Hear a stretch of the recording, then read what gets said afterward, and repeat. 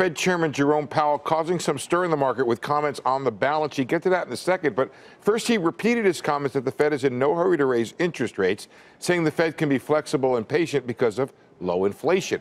Powell called the economy strong, said he expects momentum from 2018 to carry over into 2019. His biggest concern, weaker global trade, also expressed concerns about trade tensions and an extended government shutdown. But markets sold off during Powell's comments, though several factors were in play at the time, including a somewhat soft 30-year bond auction and a tweet from the president announcing he would not be going to the Davos World Economic Forum. Now, some pointed to Powell's comments saying the balance sheet will be substantially smaller than it is now.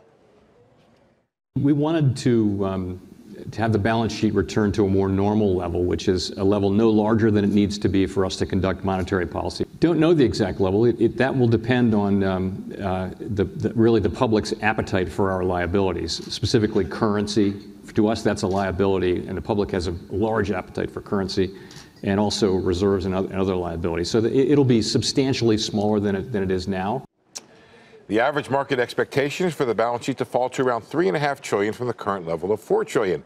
Peter Bookvar from the Bleakley Group says we now have to wait until the next press conference, guys, to ask Chairman Powell what substantially smaller means. There's also a lot of talk at the beginning of his commentary, Steve, that the economy remained very, very strong. He sounded a little bit more hawkish than dovish. Right. And you pair that with the balance sheet comments, and you kind of walk away thinking he appeared more hawkish than even his last appearance just last week. Yeah, I think that is sort of ingrained. Let me show you a little circle that I've drawn here.